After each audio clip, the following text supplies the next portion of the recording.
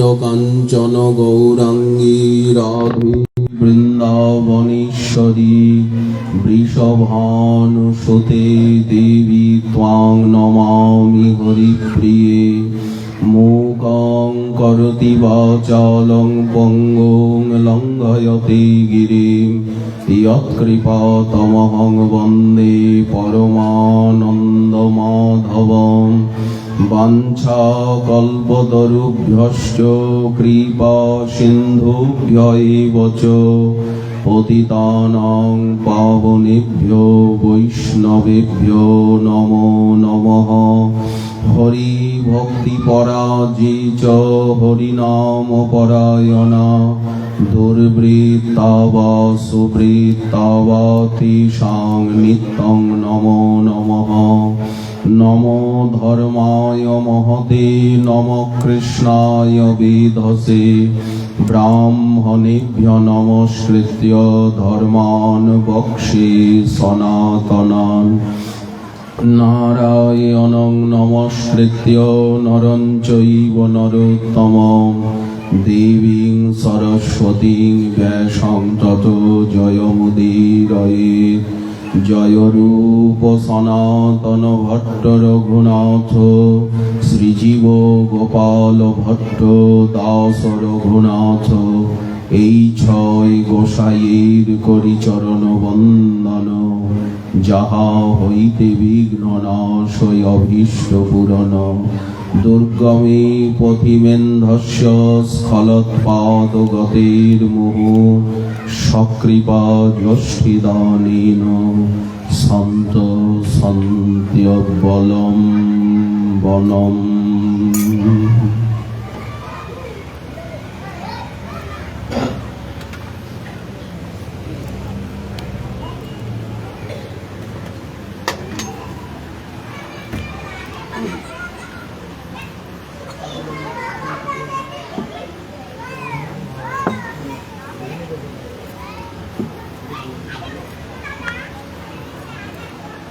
নিশীতে তমোদ্ভূতে জায়মানে জনার্দনে।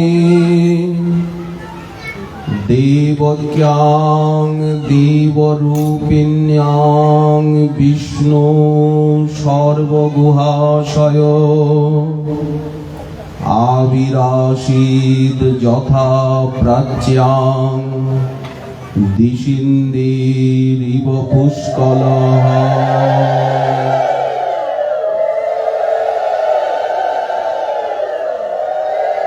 সর্ববেদান্ত সার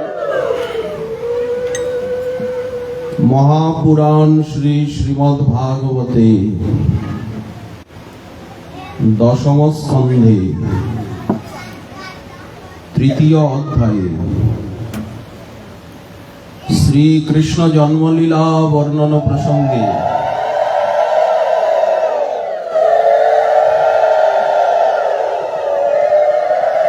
শ্রীপাদ শ্রীল শুক মুনি স্বয়ং ভগবান ব্রজবিহারী শ্রীকৃষ্ণের শুভ জন্মলীলার বর্ণনা দিচ্ছেন। যেহেতু জন্মাষ্টমী তিথি অতি নিকটস্থ, এই জন্য আমরা শ্রীকৃষ্ণের জন্মলীলা সম্বন্ধে কিছু আলোচনার সম্মুখীন হতে চেষ্টা করব। যে সময়ে যে লীলা বা যে কথা, এতদিন ঝুলন পূর্ণিমা ছিল, এখন জন্মাষ্টমীর আমেজ এসে গেল। ভক্তের আনন্দ বর্ধন, ভক্ত পোষণ এবং তার যে লীলা বিন্যাস সিদ্ধি, এর জন্যই অবতার লীলা। যতবার তিনি এসেছেন সেই নিত্যধাম থেকে মায়ার লোকে নেমে আসছেন বারবার। উদ্দেশ্য কি? ধর্ম সংস্থাপন, অধর্মের দলন, এসব তো আছেই। মুখ্য কারণ হচ্ছে ভক্তির আনন্দবর্ধন। ভগবানের স্বভাব ভক্তকে আনন্দ দেওয়া। যেমন ভক্তির স্বভাব ভগবানকে আনন্দ দেওয়া, তেমনি ভগবানের স্বভাব ভক্তকে আনন্দ দেওয়া, ভক্তকে পোষণ করা এবং ভক্তির সঙ্গে বিবিধ লীলা বিলাস, লীলার বিন্যাস। তো ভগবানের তো অনন্ত লীলা স্বাভাবিকভাবেই আছে। যদি বৃন্দাবন লীলা না থাকে, ব্রজলীলা নাই বা থাকলো, স্বয়ং ভগবান শ্রীকৃষ্ণ নাই বা এলেন, তাতে কি কোনো ক্ষতি আছে? যদি ব্রজলীলা না থাকে, যদি শ্রীকৃষ্ণ জন্ম না নেন, কত কত অবতার আছে, রাম, নৃসিংহ, বামন, বুদ্ধ, কল্কি, যজ্ঞ, দত্ত, ঋষভ, পৃথু, নরনারায়ণ, হংস, হয়গ্রীব, দশাবতার রয়েছেন। শ্রীকৃষ্ণ নাই বা এলেন, ব্রজলীলা নাই বা হলো, ক্ষতি কি তাতে? বলেন আছে বই কি। যদি বৃন্দাবন লীলা না হয়, তাহলে তার যে অনন্ত বিশেষ বিশেষ গুণাবলী, সেই গুণাবলী প্রকাশ পাবে না। একান্ত প্রেমাধীনতার স্বরূপটি জগৎ জানবে না। এই জন্য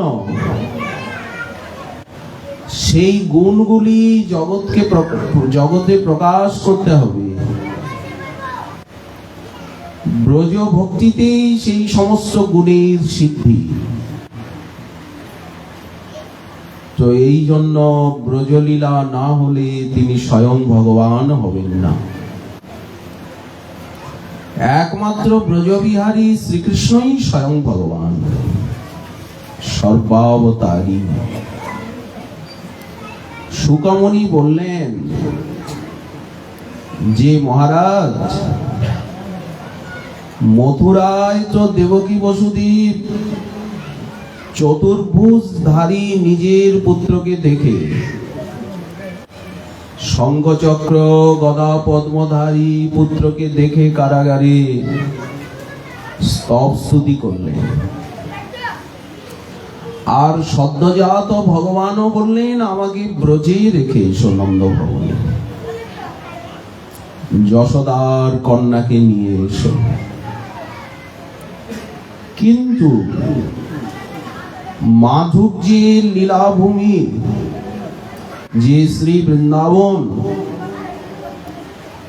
এই ব্রজধামে পিতা মাতা গোপরাজ নন্দ এবং যশোমতী তারা কিন্তু স্তব স্তুতি কিছুই করলেন না, বা নিজের পুত্রকে স্বয়ং ভগবান বলে জানতে বুঝতেও পারলেন না। তারা মনে করলেন আমাদের পুত্র জন্ম নিয়েছে। এই বিশুদ্ধ মাধুর্য জ্ঞান, এটাই হচ্ছে ব্রজলীলার বৈশিষ্ট্য। মোর পুত্র, মোর সখা, মোর প্রাণপতি, আমার পুত্র জন্ম নিয়েছে, রাজপুত্র। তো পুত্র জন্ম নিলে যে জাতকর্ম উৎসব করতে হয়, দান দেন ব্রাহ্মণগণকে, তিনি উৎসবে মেতে গেলেন। জাতাল্লাদ মহামনা, তিনি হচ্ছেন মহামনা। মনটা ওনার খুব বড়। নন্দ মহারাজ কেন তিনি মহামনা? ভাগবতী এই কথা নেই, এর উত্তর নেই, কিন্তু জীব গোস্বামী পাদ তার গোপাল চম্পুতে এর উত্তর দিয়েছেন যে উনি মহামনা কেন।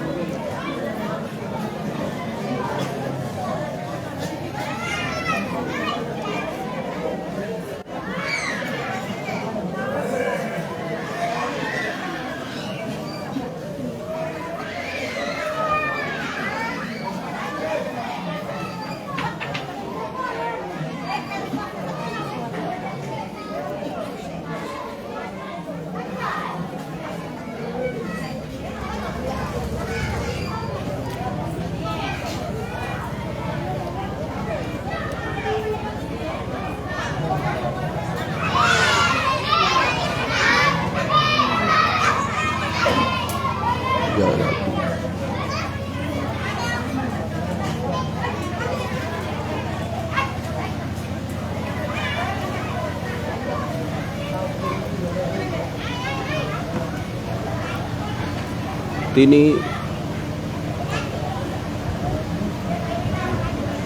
জীব গোস্বামী পাদ এর উত্তর দিয়েছেন যে কেন গোপরাজ নন্দ মহামনা। গোপাল চম্পুতে লিখেছেন যে মহারাজের সন্তান হয় না, অনেক বয়স হয়ে গেল, নন্দ যশোমতীর কোনো সন্তান নেই।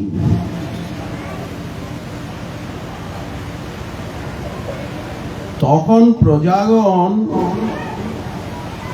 এবং উপনন্দ আদি ওনার যে জ্যেষ্ঠ ভ্রাতা যিনি মন্ত্রী, তারা সকলে মিলে যুক্তি করলেন পুত্রেষ্টি যজ্ঞ যদি করা যায়। যেমন রামায়ণে আছে যে মহারাজ দশরথ বয়োবৃদ্ধ হয়ে গেলেন, তিনটি পত্নী, কিন্তু কোনো সন্তান নেই।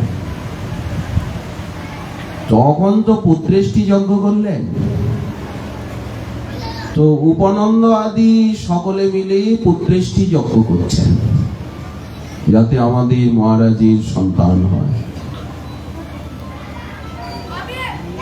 কিন্তু নন্দ মহারাজ উদাসীন।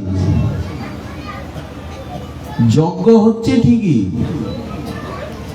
আহুতি দিচ্ছে লোকজন, ব্রাহ্মণ, ভোজ ভান্ডারা, মন্ত্র উচ্চারণ, এসব যা কিছু দান দেন তা তো চলছেই, কিন্তু মহারাজকে উদাসীন দেখা যাচ্ছে। ওনার মুখে কিন্তু হাসি নেই। বাইরে পুত্রেষ্টি যজ্ঞের আয়োজন হচ্ছে, সেখানে নন্দ মহারাজ যাননি। ওনাকে নিয়ে তো যজ্ঞ, তো উনি যাননি কেন? যশোমতী মাতা প্রশ্ন করছেন, এই যে সকলে পুত্রেষ্টি যজ্ঞ করছে, না তুমি তো যজ্ঞের হোতা, তুমি তো যজ্ঞ কুণ্ডে বসে নিজে আহুতি দেবে, তুমি তো সেখানে গেলেই না। তুমি এখানে ঘরের মধ্যে বসে আছো, এর কারণ কি? তখন উনি বললেন, প্রিয়ে, যজ্ঞের দ্বারা যে পুণ্য কর্মফল সঞ্চয় হয়, যজ্ঞ করলে কি হয়? পুণ্য কর্ম সঞ্চয় হয়। তাতে যে সন্তান লাভ হবে, আমার সেই সন্তান, সেই পুণ্য কর্মের থেকে যে সন্তান জন্মায়, সেই সন্তান লাভে আমার ইচ্ছা নেই। ভালো কাজ করলে সন্তান হয়, পুণ্য সঞ্চয় হয়, কিন্তু তাতে যে সন্তান হবে, আমার সেই সন্তানের স্ত্রীয়া নাই। যশোদা দেবী বললেন, তাহলে আপনি কোন সন্তান লাভ করতে চান? নাকি জানি না আপনার কোনো সন্তান হোক? বললেন, না, চাই, খুব চাই। তবে ওই সন্তান কিন্তু পুত্রেষ্টি যজ্ঞে পুণ্যকর্মে জন্মায় না। দেখো যশোমতী, তুমি আমার অর্ধাঙ্গিনী, তোমায় কোনো কথা বলতে আমার সংকোচ নেই। আমি সব সময় একটা সন্তানকে দেখতে পাই চোখের সম্মুখে। কি দেখতে পাই জানো? স্বপ্নে জাগরণে এক সন্তান আমার চোখের সামনে ভাসে। সে দিব্যাতি দিব্য ইন্দ্র নীলমণি কান্তি, নীল বর্ণে, যার অঙ্গের ছটায় সারা জগৎ উদ্ভাসিত হয়ে আছে। এত নীল আলো, নারায়ণের থেকেও তার রূপ বেশি। এটা আমি কি করে বলি? আমার মন্দিরে যে ইষ্টদেব নারায়ণ রয়েছেন, আমি যে সন্তানকে দেখি, নারায়ণের থেকেও তার বেশি রূপ, বেশি গুণ, বেশি মাধুর্য। এ কথা কি মুখে আনা যায়? এ কথা কি প্রকাশ করে বলা যায়? শয়নে স্বপনে দেখছি যে এই সন্তান তোমার কোলে শুয়ে তোমারই স্তন্যপান করছে, খেলা করছে, তুমি লালন পালন করছো তাকে। আবার কোন কোন সময় দেখি আমার কোলেও শুয়ে আছে, আমার কোলেও খেলছে।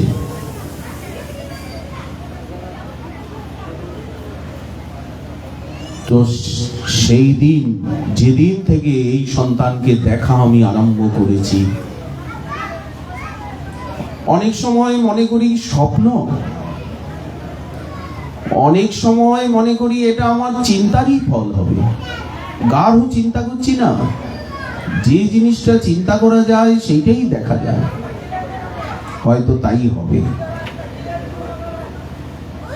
তাই ওই সন্তানের জন্য আমার চিত্ত এত লালায়িত যে আমি আর তাকে ছাড়া কোনো সন্তান চাই না। এই জন্য আমি পুত্রেষ্টি যজ্ঞে উপস্থিত হইনি। ওরা যজ্ঞ করছেন, করুন, বাধা দেওয়ার কিছু নেই। যশোমতী, তোমায় জিজ্ঞাসা করি, আচ্ছা তুমি কি এইরকম কিছু দেখো? স্বপ্নে, জাগরণে, চিন্তনে আমি যেমন দেখি। যশোমতী মা বললেন, আর্যপুত্র, হে স্বামীন, আমি সংকোচে এতদিন কিছু বলিনি। আর এ কি বলবার কথা? ভাবনার অতীত সেই সন্তান, যা তুমি বললে ঠিক সেই রকমই। আমার কোলে খেলা করে, স্তন্যপান করছে, আমার কোল আলোকিত করে রেখেছে, অথচ বাইরে কিছু নাই, আমাদের কোনো সন্তান নাই। ইন্দ্রনীলমণি কমলের মতো, নীল কমলের মতো শোভা পাচ্ছে। আমি কোনোদিন তোমাকে এই জন্য বলিনি তুমি দুঃখ পাবে, পাগলামি বলে মনে করবে। আচ্ছা বলো তো, কে আমাদের মনকে এইরকম বিকারগ্রস্ত করছে? আমরা সন্তানহীন দম্পতি, অথচ এইরকম একটা সন্তানের ছবি দেখিয়ে কে আমাদের মনকে বিকারগ্রস্ত করে? সে কে?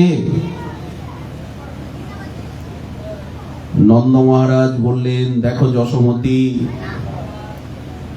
তুমিও যখন ওই রূপ দেখছো আর আমিও দেখছি,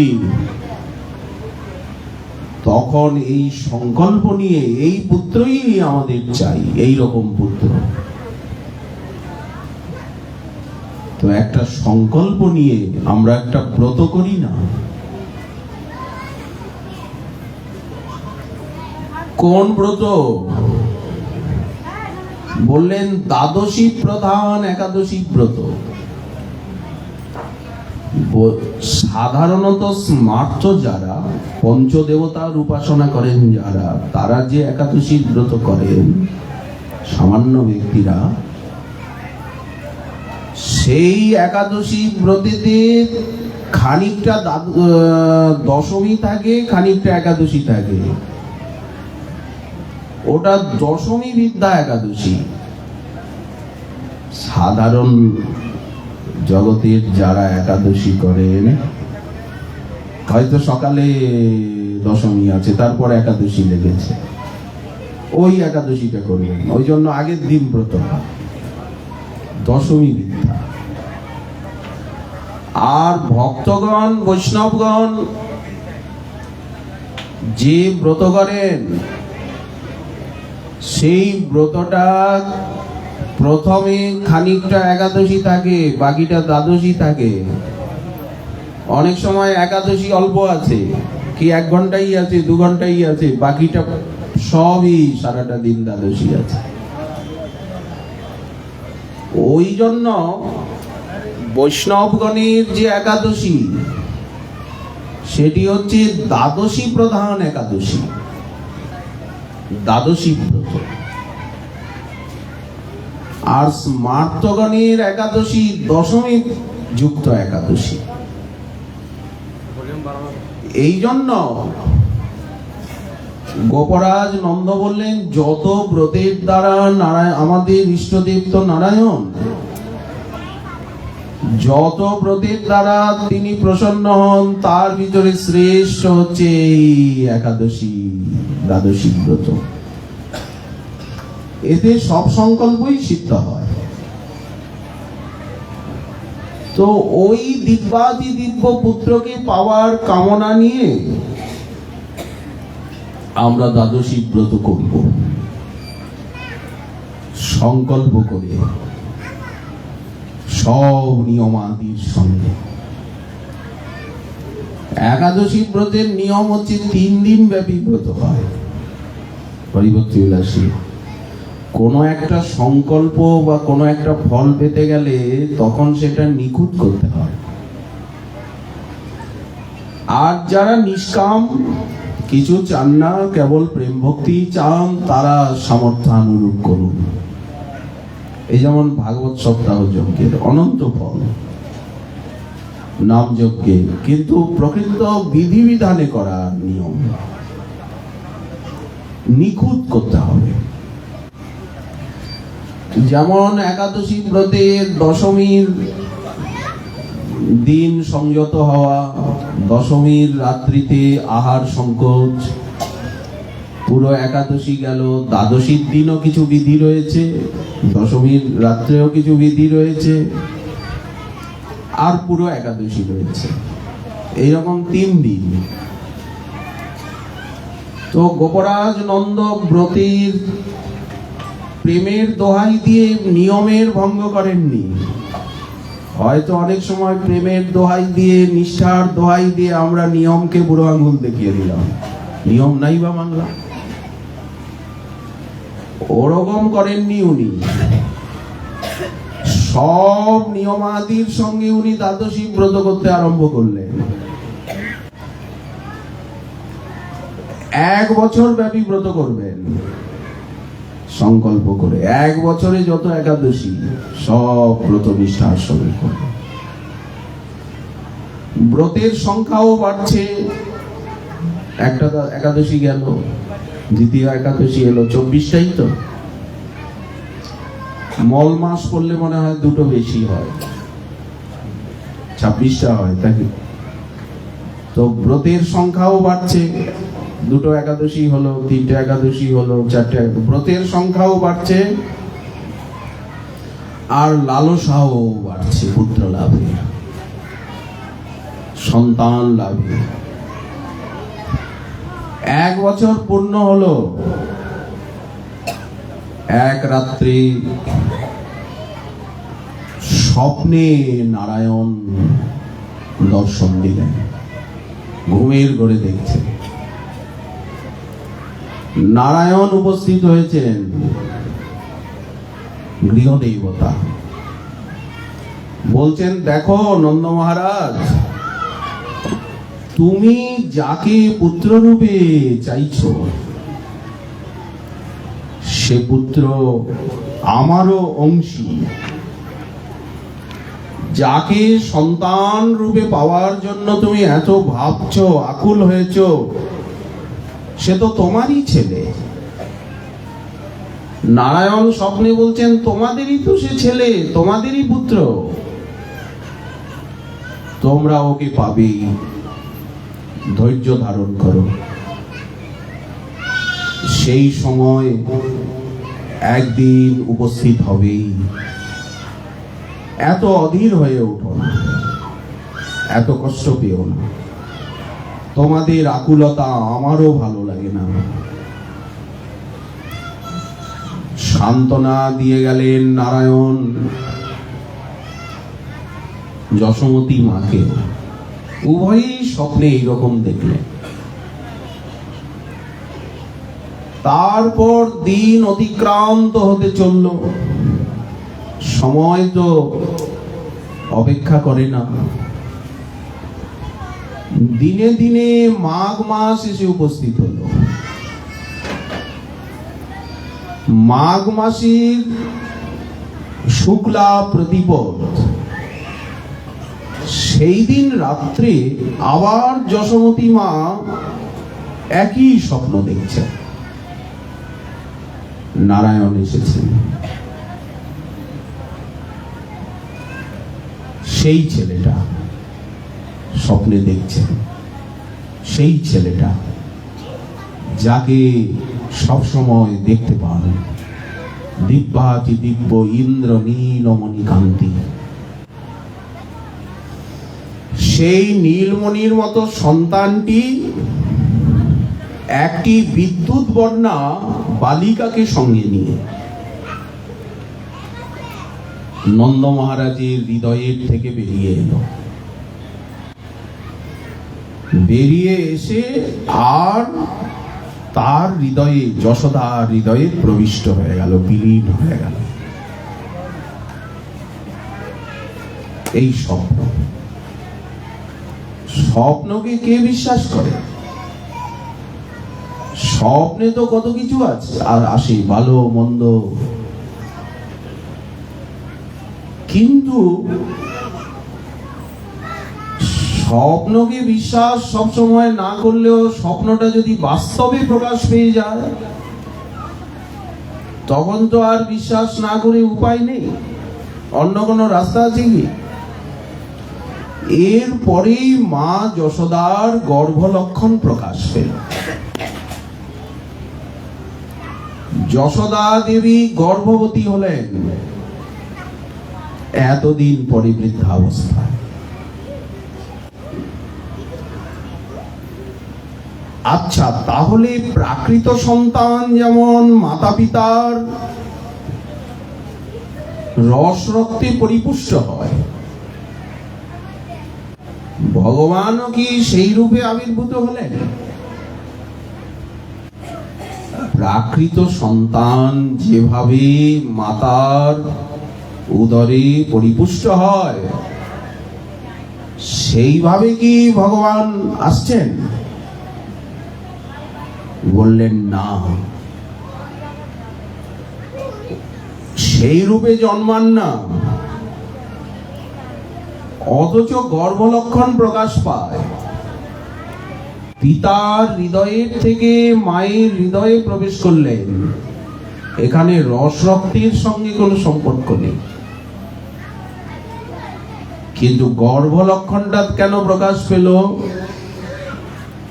বললেন নরলীলা। তা না হলে আমার পুত্র, এই জ্ঞান হবে না। এই জন্যই গোপরাজ নন্দ মহামনা, ওনার বুক ভরা রয়েছে নিত্য সিদ্ধ বাৎসল্য প্রেম। তবেই তো শ্রীকৃষ্ণকে এই রূপে উনি দেখতে পান। এখনো পুত্র হয়নি, অথচ উনি দেখছেন। এই জন্য ওনার মনটা বড়। কার মন বড়? যার মনে রয়েছে ভগবানের প্রতি প্রেম, ভালোবাসা। প্রেমই তো মনকে বড় করে। প্রেম হৃদয়ে উদিত না হলে তো আর মনটা বড় হয় না। এই জন্য গোপরাজ নন্দ মহামনা। যাই হোক, অবস্থান করছেন মায়ের হৃদয়ে, কিন্তু গর্ভলক্ষণ প্রকাশ পাচ্ছে। গর্ভের স্থূলতা 1 মাস, 2 মাস, 3 মাস, 4 মাস। গর্ভিণী, তার একটু খাদ্যের ইচ্ছা জাগে, খেতে ইচ্ছা জাগে। মা যশোদার জিহ্বার লালসা বেড়ে গেল। এটা সেটা উনি ধৈর্য গাম্ভীর্য শালিনী দাসীকে কখনোই বলেন না এটা খেতে দে, ওটা খেতে দে। কিন্তু এখন একটু বলতে আরম্ভ করলেন। মুখখানা পাণ্ডুর বর্ণ হলো, গর্ভলক্ষণ প্রকাশ পাচ্ছে, গর্ভের অভিবৃদ্ধি হচ্ছে। যাই হোক, এরপরে গর্ভের থেকে নিষ্ক্রান্ত হলেই তো তাকে আত্মজ বলে। দত্তক পুত্রকে বা পালিত পুত্রকে তো কেউ আত্মজ বলে না। গর্ভের থেকে প্রকাশ পেলেই সে আত্মজ হয়। অন্যের ছেলেকে নিয়েও তো নিজে ছেলে বলে পোষণ করে। সেটা তো দত্তক পুত্র, পালিত পুত্র। যদি শ্রীকৃষ্ণ বসুদেব নন্দন হন, দেবকী পুত্র হন, যদি যশোদার গর্ভের থেকে তিনি জন্ম নাই নেন, তাহলে তো তিনি পালিত পুত্র হলেন, আসল পিতামাতা তো হলেন না। অথচ সকলে, সবাই তাকে নন্দনন্দন, যশোদানন্দন বলে।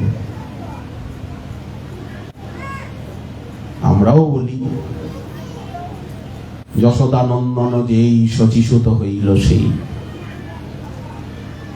বলরাম হইল নিতাই। যশোদানন্দন শচী সুত গৌরচন্দ্র, আমরাও তো যশোদানন্দনই বলি। যাই হোক, গর্ভের থেকে উৎপন্ন হয়েছিলেন বলেই আত্মজ। তা না হলে নন্দস্য আত্মজ উৎপন্নে বলতেন না সুখদেব। এরপরে ওই যে মাঘ মাসে 8 মাস গর্ভে ছিলেন, মাঘ মাসে মায়ের পেটে এলেন। এরপরে মাঘ গেল, ফাল্গুন, চৈত্র, বৈশাখ, জ্যৈষ্ঠ, আষাঢ়, শ্রাবণ, ভাদ্র, 8 মাস। 8 মাস তিনি গর্ভে ছিলেন। গর্ভ বলতে হৃদয়ে, হৃদয় গর্ভ তো একই, কারণ আমাদের দেহের মতো তো আর মা যশোমতীর দেহ নয়, উনিও তো সচ্চিদানন্দময়ী, প্রাকৃত তো কোনো গর্ভ না। গর্ভ, হৃদয়, দেহ, পার্শ্বদগণেরও তো দেহ দেহি ভেদ নাই। ভগবানের যেমন দেহ দেহি ভেদ নাই, আমাদের দেহ একটা আলাদা, আমরা একটা আলাদা। দেহ আমাদের একটা খোলা, একটা পোশাক, কিন্তু ভগবানের ক্ষেত্রে তো এরকম না। যেটা দেহ সেটাই দেহি, পার্শ্বদের ক্ষেত্রেও তাই। ওই জন্য আলাদা করে বলবার কোনো প্রশ্ন নেই। ভাদ্র মাস, মধ্যরাত্রি, কৃষ্ণপক্ষ, অষ্টমী, বুধবার, হর্ষণযোগ, রোহিণী নক্ষত্র, এই সময় শ্রীকৃষ্ণ জন্ম নিলেন। আনন্দে অধীর হয়ে পড়লেন। সকালবেলা এই সমাচার ধাত্রী মুখে, দাসীগণের মুখে যেবে, সঙ্গে সঙ্গে ওনার গলায় যে মুক্তা মালা ছিল খুলে দাসীদেরকে উপহার দিয়ে দিল। আনন্দ সাগরে ভেসে গেলেন যশোমতী মা। এই জন্য মহামানা, স্তব স্তুতি না। সন্তান জন্মালে কেউ সন্তানকে প্রণাম করে না, তার কল্যাণ কামনা করে, রক্ষণাবেক্ষণ। তিনি কুলপুরোহিত, ভাগরী, শাণ্ডিল্য আদি মুনিগণকে ডেকে ব্রাহ্মণগণকে ডাকলেন। কেন? বললেন স্তব স্তুতি করাবে, মাঙ্গলিক কার্য করাবে, বিঘ্ন নাশ। তাড়াতাড়ি উনি স্নান করে ভালো কাপড় চোপড় পরে অলংকার আভূষণে ভূষিত হয়ে আর ব্রাহ্মণগণকে দিয়ে পিতৃপুরুষের উদ্দেশ্যে যে শ্রদ্ধার্ঘ নিবেদন, তাকে বলে জাতকর্ম। দেবতার উদ্দেশ্যে, পিতৃপুরুষের উদ্দেশ্যে, তাদের কৃপায় সন্তান পেয়েছি। বেদ মন্ত্র উচ্চারণ করছেন ব্রাহ্মণগণ, উনি প্রতিনিধি দিয়ে কাজ করাচ্ছেন। জাতকর্ম সংস্কার আরম্ভ করলেন। যখন নিজে করা যায় না যে যে ক্ষেত্রে, সেখানে প্রতিনিধি দিয়ে করতে হয়। তাই কারয়িত্বা, কৃত্বা নয়। নন্দ মহারাজ আনন্দে যে প্রকার দান দক্ষিণা করলেন, যেন আনন্দই মূর্তিমান হয়ে উঠেছে। বিস্মিত হয়ে গেলেন সারা ব্রজবাসী, এত দান দক্ষিণা করছেন উনি। চিরকামনার সম্পদ লাভ করে তিনি একেবারে আনন্দে আত্মহারা। আনন্দই তো জন্ম নিয়েছে, আর উনিও সকলকে আনন্দ দেন। এই জন্য নন্দ, নন্দয়তি, আনন্দয়তি জগৎ, জগৎকে আনন্দ। উনি তো শ্রীকৃষ্ণকে দিলেন, জগৎকে আনন্দ দিলেন না, আনন্দময়কে দিয়ে আনন্দ দিলেন। ওই জন্য মহাজনের পদেও এসেছে, আনন্দময়ের বড় আনন্দময়। নন্দেরও মন্দিরে, সতিকা গৃহে, চাঁদেরও উদয়।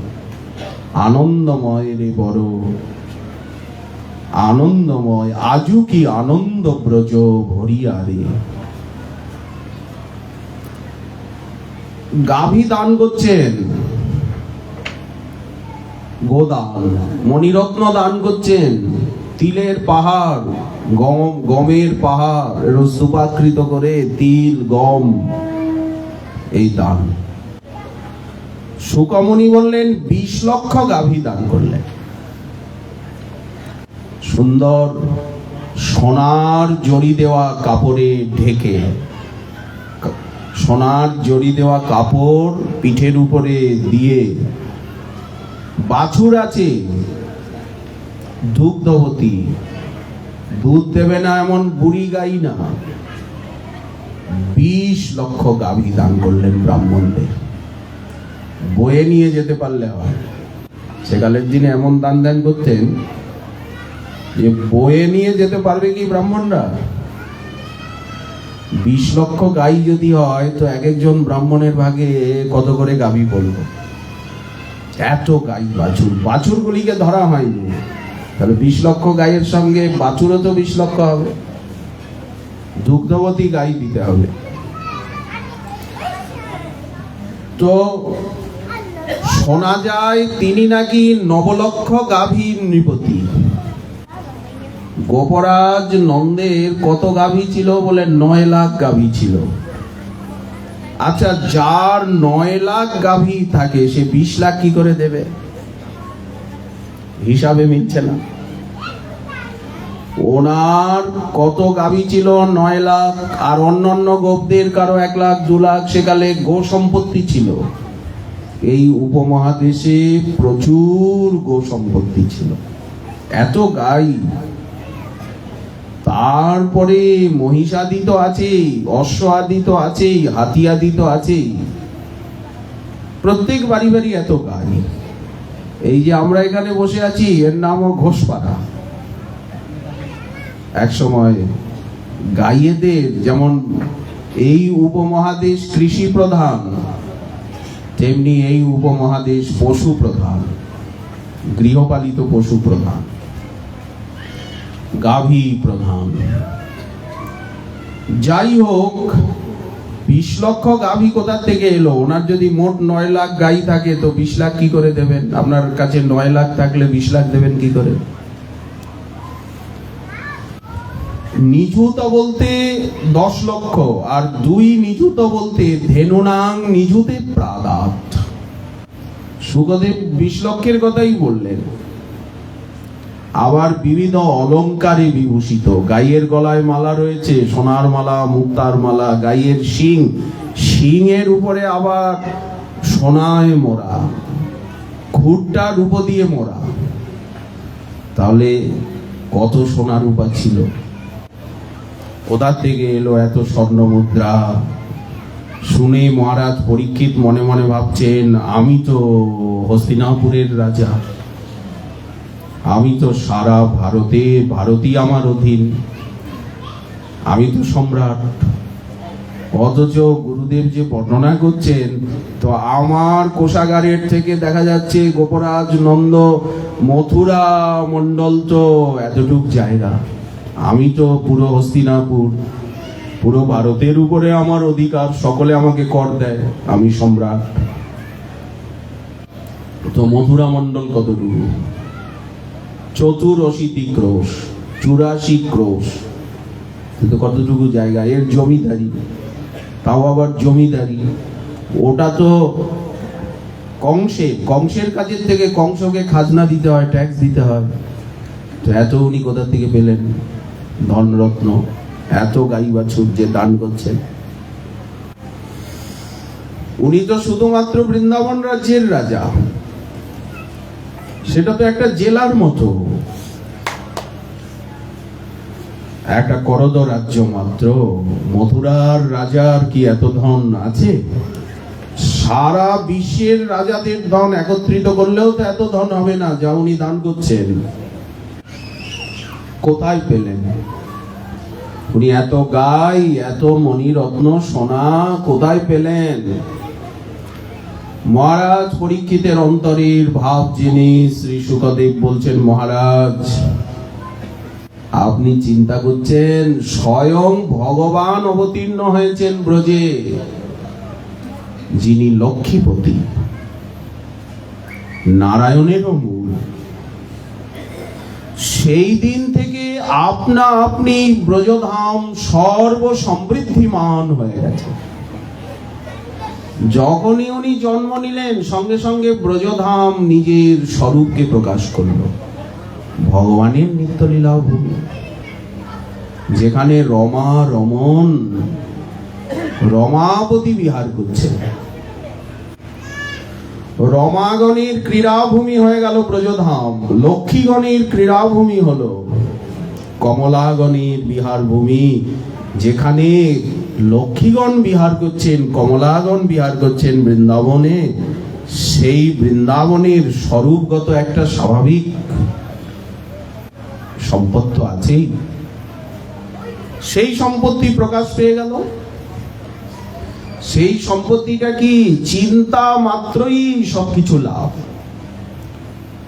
চিন্তামণিময় ভূমি, কল্পবৃক্ষময় বন, এই তো বৃন্দাবনের স্বরূপ। বৃন্দাবন রম্য স্থান, দিব্য চিন্তামণি ধাম। সাধারণ দৃষ্টিতে বৃন্দাবন কি? ভারতবর্ষের উত্তর পশ্চিম প্রান্ত, উত্তরপ্রদেশ। সেই উত্তরপ্রদেশের একটা জেলা। বর্তমানে তিনটে জেলার উপরে ধাম। মথুরা জেলা আছে, রাজস্থানের ভরতপুর জেলার কিছু অংশ রয়েছে, আর হরিয়ানার কিছু অংশ। তিনটে প্রভিন্সের মাঝামাঝি। উত্তরপ্রদেশের খানিকটা, উত্তরপ্রদেশেরই 3 ভাগ, রাজস্থানের কিছু অংশ, আর হরিয়ানার কিছু অংশ। তিনটে জেলার তিনটে জেলা নিয়ে 3টে প্রভিন্স, রাজ্য নিয়ে। কিন্তু এসব কথা তো প্রাকৃত। ধাম কি কোনো প্রাকৃত স্থান নাকি, যেখানে জেলা ধরবো, জনপদ, প্রভিন্স, রাজ্য কি বিভাগ ধরবো? বৃন্দাবনের স্বরূপ কি বললেন? চিন্তামণিময়ী ভূমি। চিন্তামণি কাকে বলে? একটা জুয়েল আছে, একটা মণি আছে। ওই মণিটার কাছে যা চিন্তা করা যাবে তাই পাওয়া যাবে। যেমন কল্পবৃক্ষ বলে একটা গাছ আছে, সেই গাছটার তলায় দাঁড়িয়ে যা ভাবা যাবে তাই হবে। একজন পথিক, একজন বনচারী জানে না সে বনে ঘুরতে ঘুরতে ঘুরতে ঘুরতে একটা জায়গায় রাত্রি হয়ে গেছে, একটা গাছের তলায় এসে। সে জানে না যে ওই গাছটা কল্পবৃক্ষ। মনে মনে ভাবছে চারিদিকে ঘোর অন্ধকার, এখন এই রাত্রিতে তো বনের থেকে বেরোতে পারবো না, রাস্তা খুঁজে পাবো না, সারাদিন ক্ষুধার্ত, যদি কিছু খাবার পেতাম। কি খেতে ইচ্ছা হচ্ছে? গরম গরম হালুয়া, পুরি, ছোলার ডাল, কি লাবড়ি, রসমালাই, যা মনে এসেছে খাদ্যের কথা ভাবছে, সঙ্গে সঙ্গে খাদ্য এসে গেল সিদ্ধির মতো। কারণ সাধু মহাত্মাদের কাছে সিদ্ধি থাকে। মহাপুরুষদের জীবনীতে পড়লে দেখবেন সিদ্ধি থাকে। যা চিন্তা করে সেই চিন্তার জিনিসটা সামনে এসে যায়। ভক্তের ক্ষেত্রটা আলাদা। ভক্তের যদি এইগুলি হয় তাহলে অভিমান অহংকার হবে। ওই জন্য ভক্তি মহারানী গোপন করে রাখে। ভক্তি মহারানী ভক্তকে বাঁচায়। জ্ঞানী যোগীতে বিশেষ প্রকাশ পায়।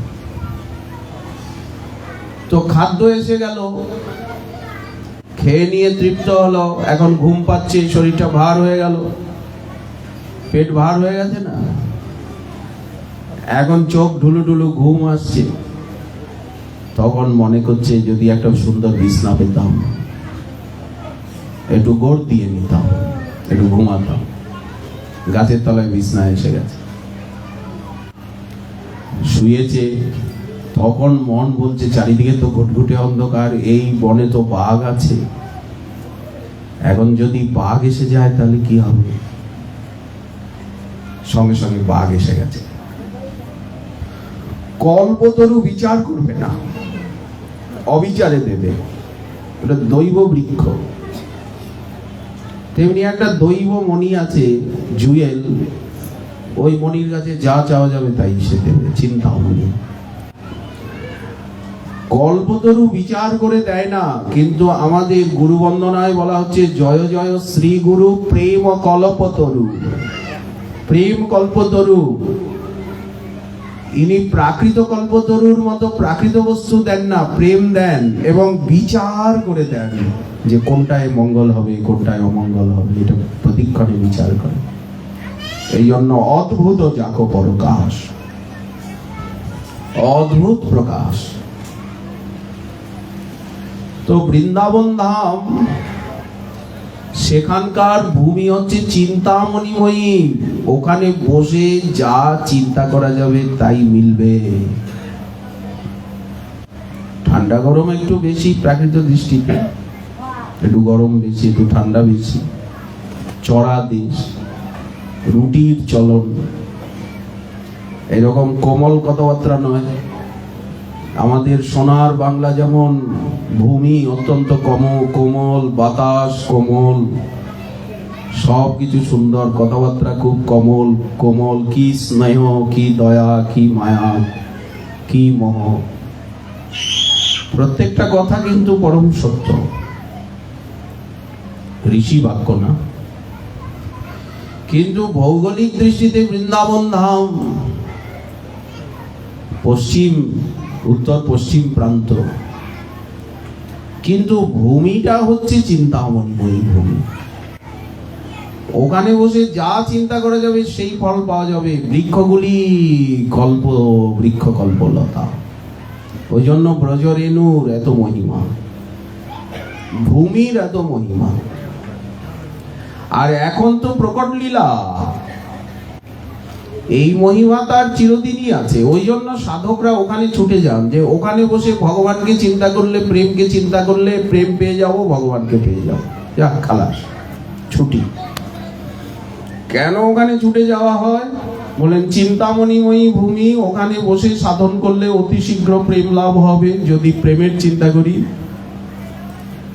আর ভগবত দর্শন, ভগবত সেবার কামনা করলে ভগবত দর্শন, ভগবত সেবা হবে। সপ্রেম ভগবত দর্শন, ভগবত সেবা লাভ, যেটা অন্যত্র দুর্লভ।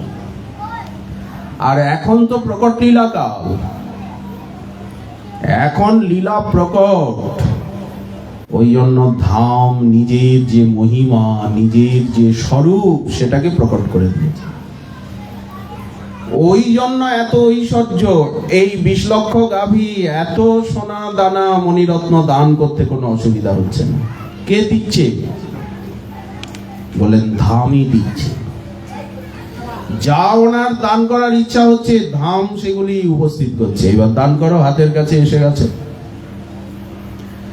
তারপরে নন্দোৎসবের দিনে যত গোপ গোপী এলেন গোকুলের ব্রজের,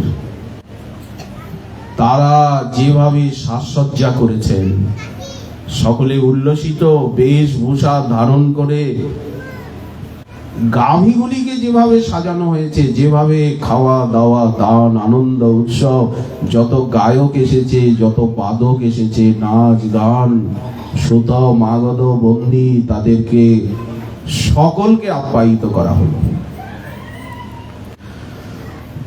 শ্রী জীব গোস্বামীপাদ লিখেছেন যে নন্দ মহারাজের প্রাঙ্গণটি যেন ক্ষীর সাগরের মতো হয়ে গেল।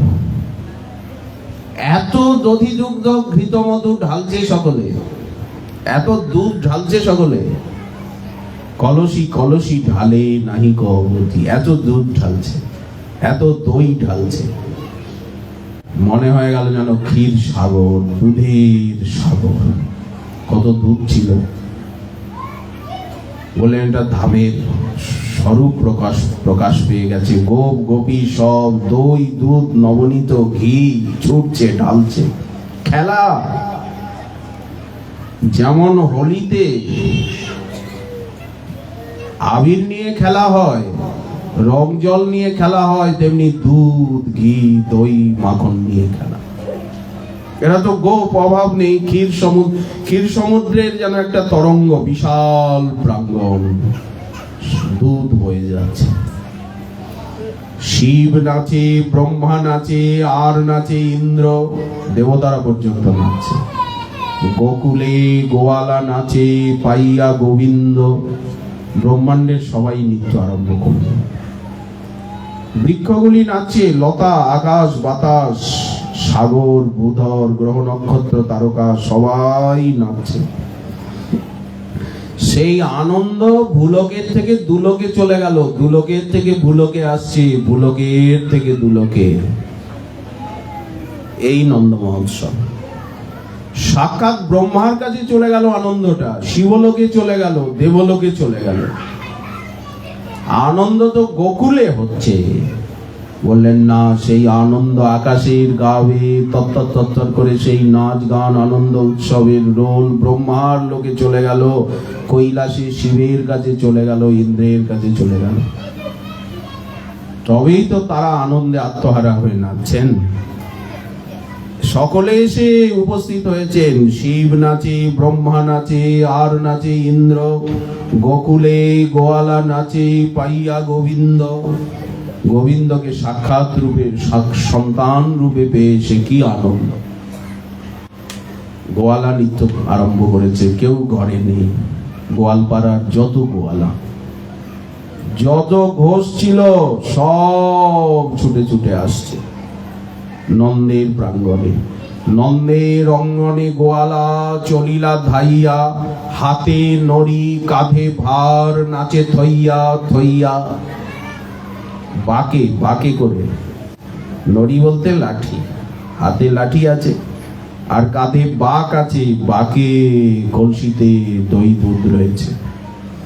দধি দুগ্ধ ঘৃত ঘোল অঙ্গনে ঢালিয়া, নাচে রে নন্দ আনন্দ পাইয়া। এই যে অপূর্ব আনন্দের আবেশ, এই আবেশের জন্যই নন্দোৎসবের এত মহিমা। এই রূপে আনন্দ উৎসব নৃত্যের দ্বারা, দধি দুগ্ধাদির দ্বারা এরকম উৎসব। নিকটেই যমুনা। এইবার সকলে গিয়ে যমুনায় স্নান আরম্ভ করলেন। জল ছড়াছড়ি, আনন্দের লাভ ঝাপ দেওয়া। শুচি হয়ে পবিত্র হয়ে সকলে এইবার দান গ্রহণ করলেন। নন্দ মহারাজ সকলকে বস্ত্র দিচ্ছেন। উপস্থিত যত পাড়া প্রতিবেশী আত্মীয় স্বজন সকলকে নূতন কাপড় দিচ্ছেন। মণিরত্ন সোনার হার দিচ্ছেন। উত্তম উত্তম লড্ডুকাদি খাদ্যদ্রব্য দিচ্ছেন। সে তো দেবেনি। ভোজন সম্পন্ন করাচ্ছেন। যারা গায়ক বাদকগণ এসেছিলেন তাদেরকে অর্থ দিয়ে আর উনি সম্মানিত করলেন। সকলকে পূজা করলেন। নারায়ণের কাছে প্রার্থনা করলেন, আমার পুত্রের যেন কল্যাণ হয়, আমার পুত্র যেন দীর্ঘায়ু, নিরোগ দীর্ঘায়ু হয়। নারায়ণ, তুমি প্রসন্ন হও, তুমি তো সর্বময়। সকলকে সম্মান করা, দান করা তো তোমাকেই দান করা, সম্মান করা। অদিন আত্মা হয়ে ভাগবত বললেন, সকলকে উনি পূজা করলেন, কৃতাঞ্জলি হয়ে পূজা করলেন।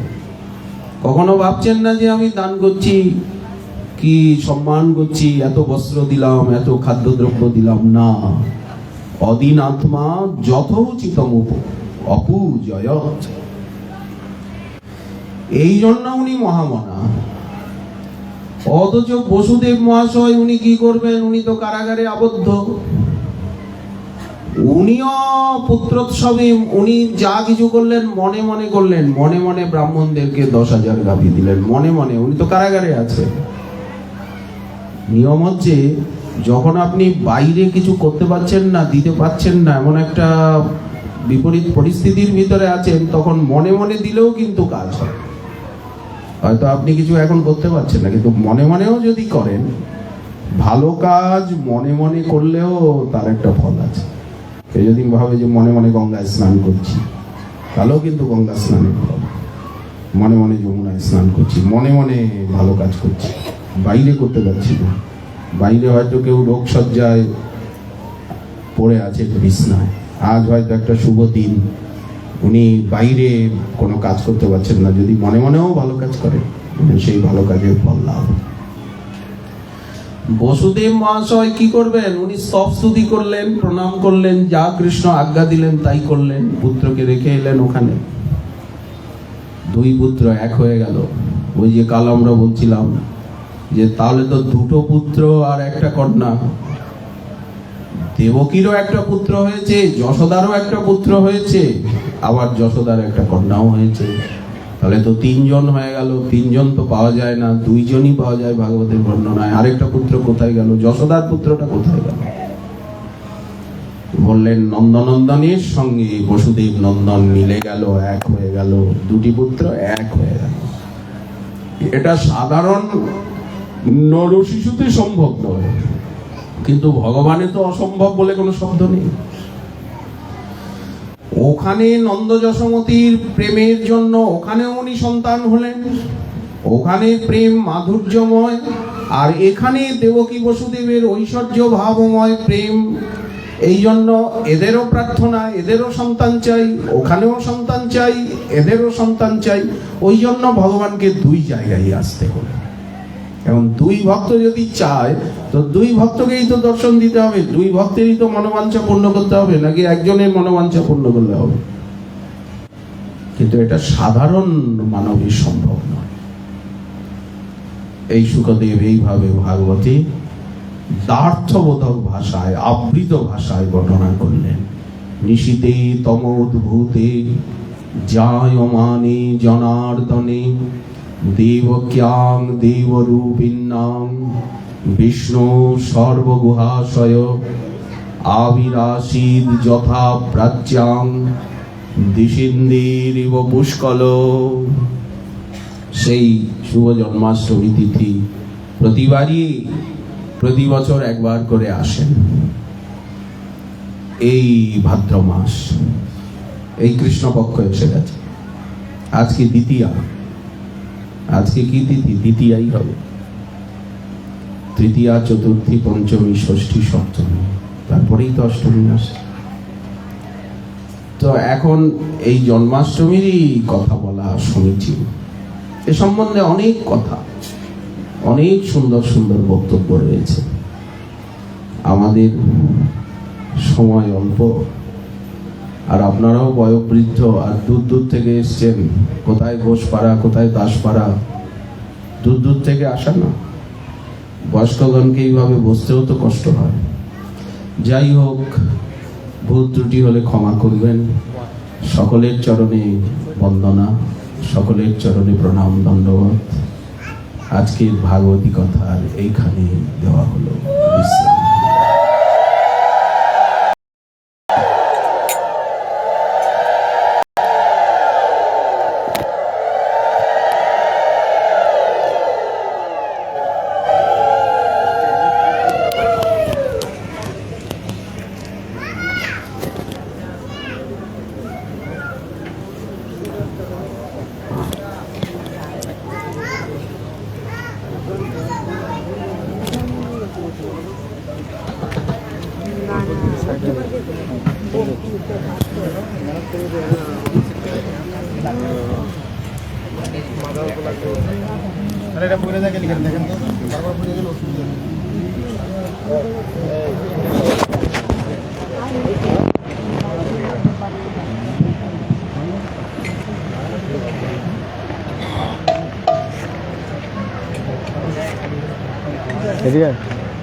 नहीं तो नहीं।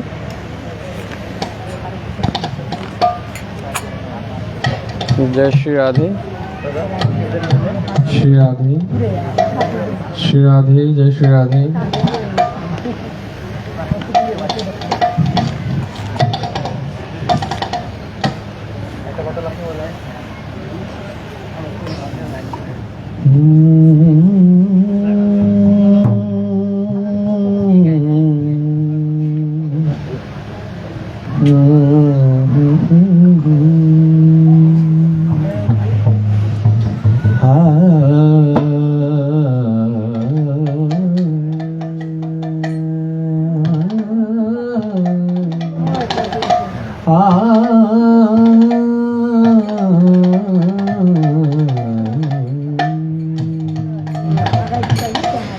कृष्णा जन्म सुनिया यशोदा मैया दे दो बधाई, यशोदा मैया दे दो बधाई। कृष्ण जन्म सुनी आई, यशोदा मैया दे दो बधाई। कृष्ण जन्म सुनी आई, यशोदा मैया दे दो बधाई। दे दो बधाई मैया दे दो बधाई, दे दो बधाई मैया दे दो बधाई। कृष्ण जन्म सुनी आई यशोदा मैया दे दो बधाई। कृष्ण जन्म सुनी आई यशोदा मैया दे दो बधाई। टीका भी लूंगी झूमर भी लूंगी, टीका भी लूंगी मैं झूमर भी लूंगी। कुंडल की कर दो साई यशोदा मैया दे दो बधाई। यशोदा मैया दे दो बधाई। कृष्ण जन्म सुनी आई यशोदा मैया दे दो बधाई। दे दो बधाई मैया दे दो बधाई। दे दो बधाई मैया दे दो बधाई। कृष्ण जन्म सुनी आई यशोदा मैया दे दो बधाई। कृष्ण जन्म सुनी आई यशोदा मैया दे दो बधाई। हरवा भी लूंगी नेकलस भी लूंगी, हरवा भी लूंगी मैं नेकलस भी लूंगी। लाकच की कर दो साई यशोदा मैया दे दो बधाई। कृष्ण जन्म सुनी आई यशोदा मैया दे दो बधाई। कृष्ण जन्म सुनी आई यशोदा मैया दे दो बधाई। दस्त भी लूंगी मैं चूरी भी लूंगी, दस्त भी लूंगी मैं चूरी भी लूंगी। छरियों की कर दो साई यशोदा मैया दे दो बधाई। कृष्ण जन्म सुनी आई यशोदा मैया दे दो बधाई। दे दो बधाई मैया दे दो बधाई। दे दो बधाई मैया दे दो बधाई। कृष्ण जन्म सुनी आई यशोदा मैया दे दो बधाई। कृष्ण जन्म सुनी आई यशोदा मैया दे दो बधाई। साड़ी भी लूंगी मैं लहंगा भी लूंगी, साड़ी भी लूंगी मैं लहंगा भी लूंगी। चूनर की कर दो साई यशोदा मैया दे दो बधाई। कृष्ण जन्म सुनी आई यशोदा मैया दे दो बधाई। कृष्ण जन्म सुनी आई यशोदा मैया दे दो बधाई। आयल भी लूंगी मैं पायल भी लूंगी, पायल भी लूंगी मैं पायल भी लूंगी। बिछुआ की कर दो साई यशोदा मैया दे दो बधाई। कृष्ण जन्म सुनी आई यशोदा मैया दे दो बधाई। कृष्ण जन्म सुनी आई यशोदा मैया दे दो बधाई। चंद्र सखी भज बाल कृष्ण छवि, चंद्र सखी भज बाल कृष्ण छवि। जी भर के लेऊंगी बधाई यशोदा मैया दे दो बधाई। जी भर के लेऊंगी बधाई यशोदा मैया दे दो बधाई। कृष्ण जन्म सुनी आई यशोदा मैया दे दो बधाई। कृष्ण जन्म सुनी आई यशोदा मैया दे दो बधाई। दे दो बधाई मैया दे दो बधाई। दे दो बधाई मैया दे दो बधाई। कृष्ण जन्म सुनी आई यशोदा मैया दे दो बधाई। कृष्ण जन्म सुनी आई यशोदा मैया दे दो बधाई। कृष्ण जन्म सुनी आई यशोदा मैया दे दो बधाई। जन्म सुनी आई यशोदा मैया दे दो बधाई। कृष्ण जन्म सुनी आई यशोदा मैया दे दो बधाई।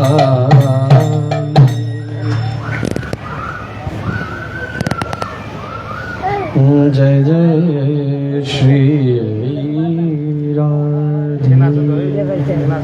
श्री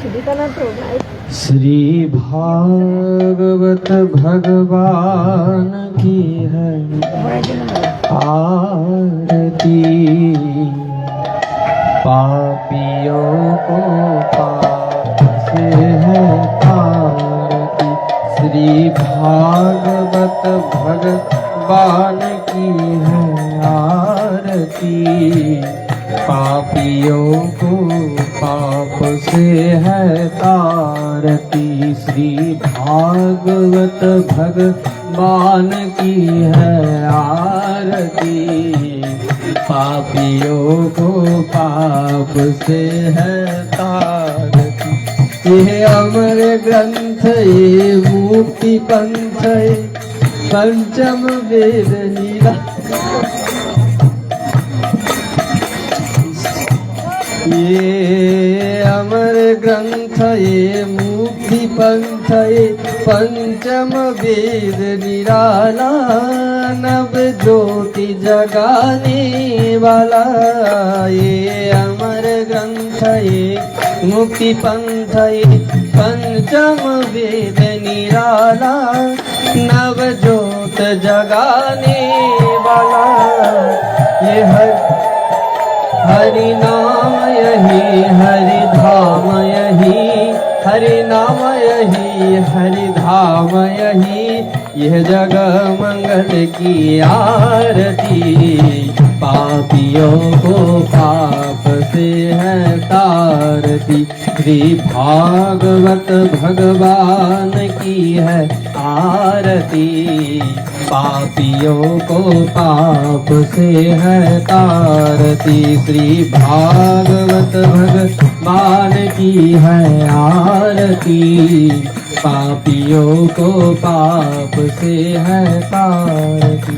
ये शांत गीत पावन पुनीत, पापों को मिटाने वाला, हरि दर्श दिखाने वाला। ये शांत गीत पावन पुनीत, पापों को मिटाने वाला, हरि दर्श दिखाने वाला। यह सुख करनी है दुख हरनी, ये सुख करनी है दुख हरनी।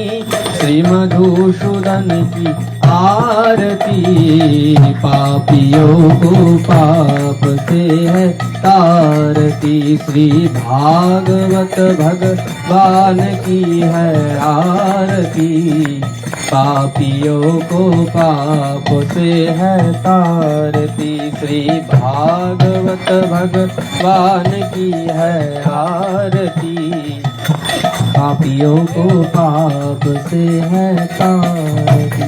यह मधुर बोल जग बंद खोल, सन्मार्ग दिखाने वाला, बिगड़ी को बनाने वाला। ये मधुर बोल जग बंद खोल, सन्मार्ग दिखाने वाला, बिगड़ी को बनाने वाला।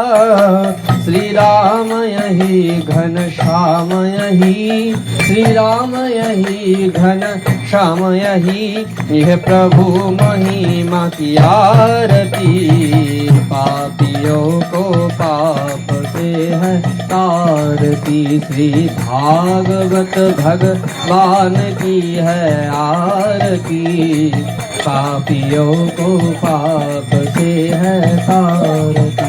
श्री राधे कृष्ण गोविंदा, श्री राधे कृष्ण गोविंदा, राधे गोविंदा राधे गोविंदा, राधे गोविंदा राधे गोविंदा। जय जय राधे कृष्ण गोविंदा, जय जय राधे कृष्ण गोविंदा, जय जय राधे कृष्ण गोविंदा।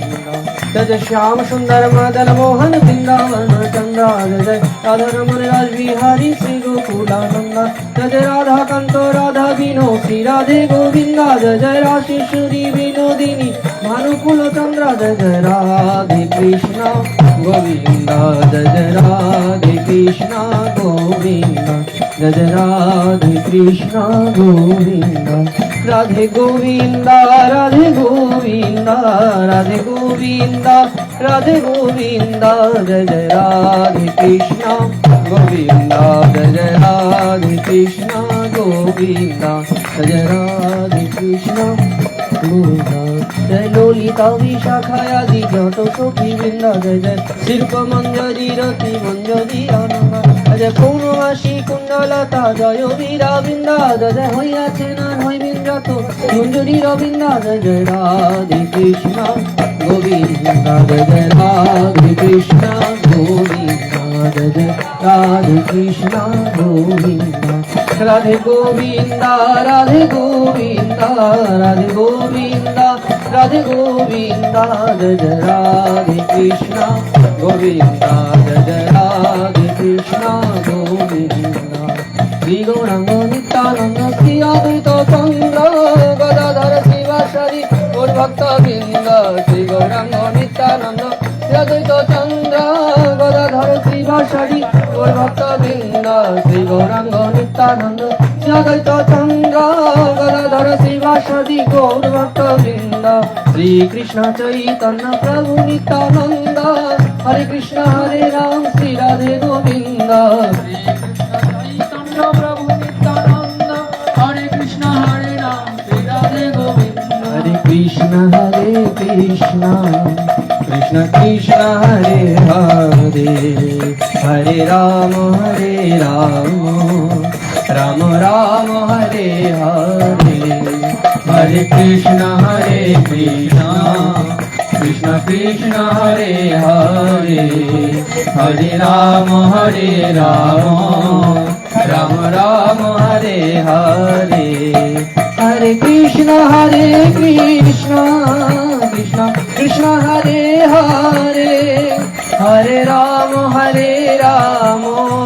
राम राम हरे हरे हरे कृष्ण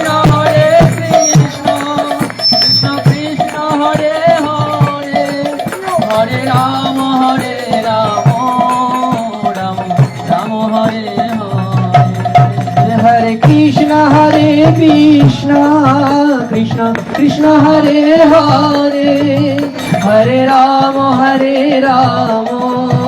राम राम हरे हरे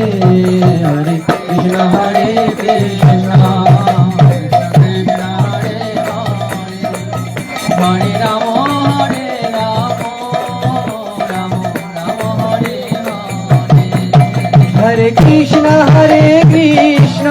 कृष्ण कृष्ण हरे हरे हरे राम राम राम हरे हरे हरे कृष्ण कृष्ण कृष्ण हरे हरे राम राम हरे हरे कृष्ण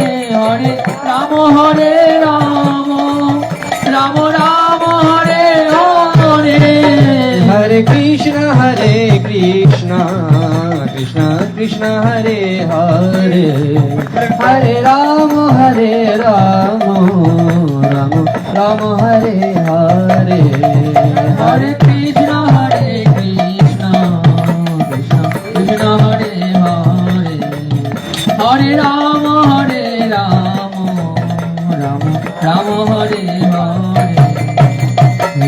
हरे हरे कृष्ण कृष्ण कृष्ण हरे हरे हरे राम राम हरे हरे हरे कृष्ण कृष्ण कृष्ण हरे हरे हरे राम राम हरे हरे हरे कृष्ण कृष्ण कृष्ण हरे हरे हरे राम राम हरे हरे हरे कृष्ण कृष्ण कृष्ण हरे हरे हरे राम राम हरे हरे हरे कृष्ण कृष्ण कृष्ण हरे हरे हरे राम राम हरे हरे हरे कृष्ण कृष्ण हरे हरे हरे राम राम हरे हरे हरे कृष्ण कृष्ण हरे हरे हरे राम राम हरे हरे हरे कृष्ण कृष्ण कृष्ण हरे हरे हरे राम राम हरे हरे कृष्ण कृष्ण कृष्ण हरे हरे हरे राम राम हरे हरे हरे कृष्ण कृष्ण कृष्ण श्री राधा एक गाना हरे राम राम हरे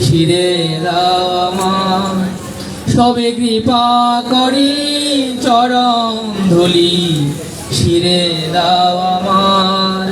গৌর ভক্ত বৃন্দে পদে নমস্কার, আমি বহু জন্মের অপরাধী ক্ষমা দাও আমার। আমি বহু জন্মের অপরাধী ক্ষমা দাও আমার। গৌর ভক্ত বৃন্দে পতিত পাবন ভক্ত বৃন্দে অদম তারণ ভক্ত বৃন্দে পদে নমস্কার। গৌর ভক্ত বৃন্দে পদে নমস্কার। জয় শ্রী রাধে স্বামী তাই গৌর হরি।